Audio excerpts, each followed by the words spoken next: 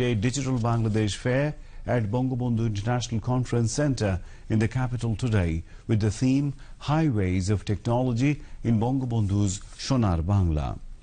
Chaired by Post and Telecommunications Minister Mustafa Jabbar, the function was addressed by Chairman of Parliamentary Standing Committee on Post, Telecommunications and Information Technology A.K.M. Rahmatullah and Post and Telecommunications Secretary Noorur Rahman. Shoji Wajid Joy said as most IT services are internet-based and exports are happening over the internet, it is possible to track the true volume. He also expressed his hope that the country will roll out 5G technologies with the rest of the world. Launch 5G by the end of this term. We launched 3G in our first term, 4G in our second term. Our goal is to launch 5G in this term, and we are determined to do so. On the record, officially, Bangladesh's IT exports exceed $1 billion. And I believe now that we are exporting hardware as well. Televisions, smartphones, smart devices, electronics are starting to be exported from Bangladesh. As these exports grow, these are going to grow rapidly, they're going to grow exponentially, and I believe that within a very short term, we will cross our garments exports through technology exports. Later, Shoji Wajid Joy visited different stalls set up there.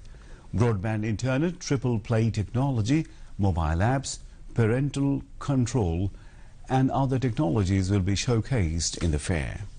Chinese tech giant Huawei, also the titanium sponsor of the fair, will stage the 5G show at the fair, where visitors will be able to experience the gigabit level speed testing of 5G for free at the company's pavilion. Awami League General Secretary and Road Transport and Bridges Minister Obaidul Qadir has said, as per the instruction of Prime Minister Sheikh Hasina, the Awami League will not do anything excess in the electoral publicity of the Dhaka City Corporation elections. He was talking to newsmen on the current affairs at the Secretariat in Dhaka today. Obaidul Qadir said the Election Commission can take necessary action against the violators of the electoral code of conduct. He said the Awami League is in vigil position over the two city corporations and the partymen have been instructed to maintain the electoral rules in the field level publicity. Obaidul Qadir said the government has nothing to do with the election date because it is a court verdict. He called upon all to abide by the verdict of the court. Bangladesh Information Minister Dr. Hassan Mahmood, who is now in India, has called on Indian Prime Minister Narendra Modi. During the call-on, Narendra Modi conveyed his warm greetings to Bangladesh Prime Minister Sheikh Hasina through the Bangladesh Information Minister. Besides, ministers of different countries who are attending the Raisina dialogue in India also called on Indian Prime Minister Narendra Modi. Bangladesh Information Minister Dr. Hassan Mahmood also accompanied them to call on Indian Premier Narendra Modi. Education Minister Dr. Deepu Moni urged guardians not to pay any heed to rumours about question paper leakage of upcoming SSC and equivalent examinations. She made the call today while briefing to journalists at a press briefing held at the Ministry of Education on SSC examinations. Deputy Minister for Education Barrister Mohibul Hassan Chowdhury Naufal and other senior officials were present. Dr. Deepu Moni said a total of 20,47,779 examinees will take part in the SSC and equivalent examinations this year at 11 education board, including Madrasa and Technical Education Board.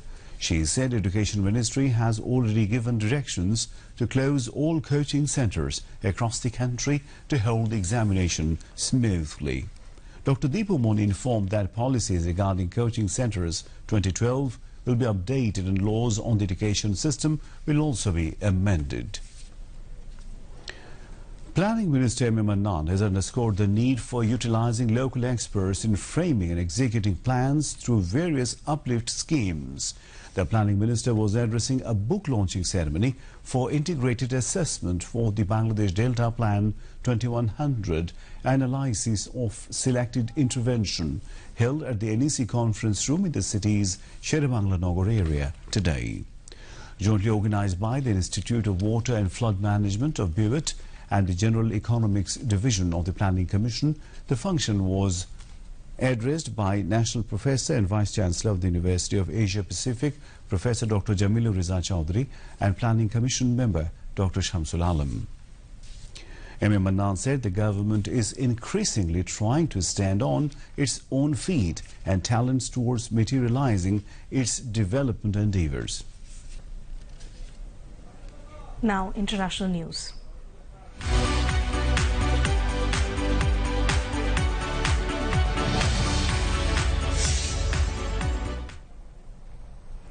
The US and China have signed an agreement aimed at easing a trade war that has rattled markets and weighed on the global economy. Speaking in Washington, US President Donald Trump said the pact would be transformative for the US economy.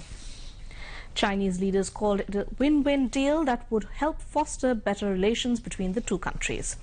China has pledged to boost US imports by $200 billion above 2017 levels and strengthen intellectual property rules. In exchange, the US has agreed to halve some of the new tariffs it has imposed on Chinese products. Russia's parliament will begin reviewing President Vladimir Putin's nomination of a little-known tax chief as the country's new prime minister on Thursday, after his announcement of a sweeping constitutional shake-up fueled speculation he plans to extend his hold on power. The announcements made during and after the president's State of the Nation speech triggered speculation about Putin's role past 2024, when his current fourth presidential term expires. The proposals would be the first significant change to the country's constitution since it was adopted in 1993 and include a referendum on amending the constitution to increase the powers of parliament while maintaining a strong presidential system. Under the changes, legislators would name prime ministers and cabinet members, decisions currently made by the president. More international news. The Democratic-led House of Representatives voted on Wednesday to send two formal charges against President Donald Trump to Senate to begin in earnest next week. Lawmakers voted 228 to 193 to give the Senate, controlled by Trump's fellow Republicans, the task of putting him on trial on charges of abuse of power for asking Ukraine to investigate political rival Joe Biden and obstruction of Congress for blocking testimony and documents sought by Democratic lawmakers. The vote, which also approved a team of 7 Democratic lawmakers named by House Speaker Nancy Pelosi to serve as prosecutors in the trial, was largely along party lines. The Senate is expected to acquit Trump, keeping him in office, given that none of its 53 Republicans has voiced support for removing him, a step that under the US Constitution would require a 2/3 majority. Back to home news. The second phase of Bisho Ijtima began on the banks of the Turag River in Tongi tomorrow. The Bisho Ijtima will begin through Ambayan after Fajr prayers. Several thousand devotees are expected to offer Jummah prayers on the first day of the second phase Ijtima. Thousands of devotees from home and abroad have started thronging the bank of Turag River to take part in the religious event to seek divine blessings of the Almighty Allah. Additional police has been deployed in and around the Ijtima venue to ensure security of the devotees. The venue has been brought under CCTV surveillance. The 3-day Bisho Ijtima will end on January 19 with Akhiri Munajat.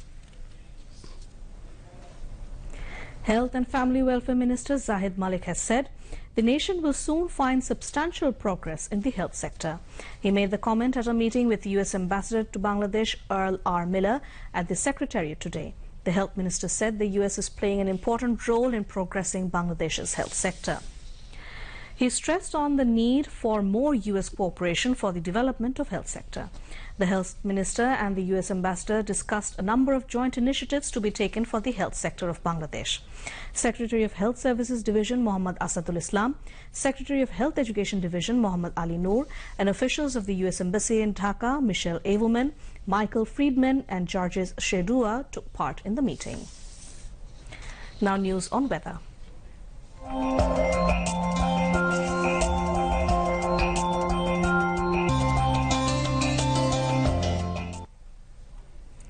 Weather may remain dry over the country, having chances of light rain or drizzle at 1 or 2 places over Rangpur division tomorrow. Met Office says mild cold wave is sweeping over the district of Panchgor and Dinajpur and it may abate. Today's minimum temperature of the country was 9.2 degrees Celsius at Tetulia. Night temperature may rise slightly and day temperature may remain nearly unchanged over the country. Besides, moderate to thick fog may occur at places over the country during midnight to morning. And now, sports news.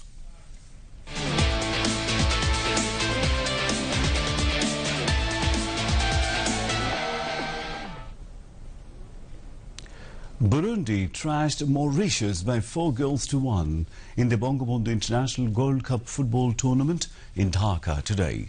At the Bangabandhu National Stadium, Adrien Francois took lead for Mauritius in the 3rd minute of the match. Jospin Inshimirimana scored a hat-trick goal for Burundi in the 28th, 47th and 85th minute of the match. Asman Indikumana scored the other goal for Burundi in the 41st minute of the match. Palestine will face Sri Lanka at 5 p.m. in tomorrow's match. Khulna Tigers will take on Rajshahi Royals in the final match of the Bangabandhu BPL at Mirpur in Dhaka tomorrow. The match will start at 7 p.m. at Mirpur Sher-e-Bangla National Stadium. Khulna beat Rajshahi by 27 runs in the first qualifier match and reached the final. The second qualifier match, Rajshahi defeated Chattogram by 2 wickets and reached the final. To end the bulletin, headlines once again. Onion price to come down shortly as India lifted ban on onion export. Agriculture Minister tells Parliament. Export earnings in IT sector to exceed garment sector soon, says Shajid Wajid Joy.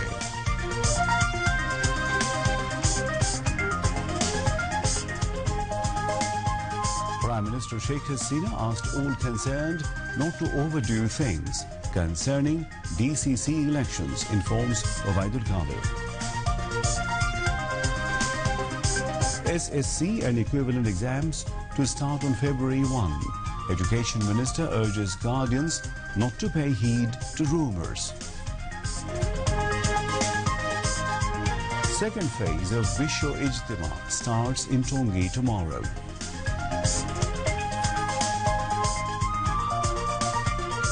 United States and China sign MOU to ease trade war.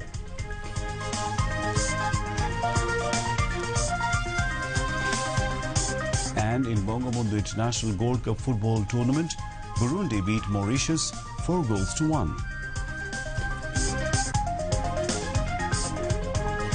That's all from the newsroom for the moment. Thank you for staying with us and we invite you to watch our 11:30 Bangla news. Until then, Khuda Hafiz. Khuda Hafiz.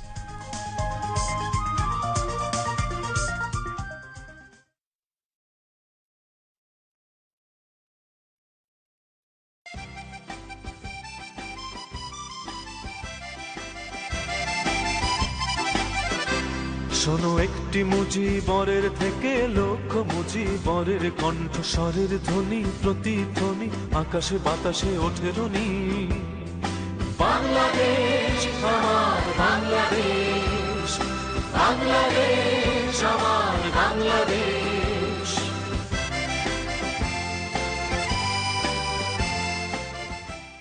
তামা রাখতে পারবো না।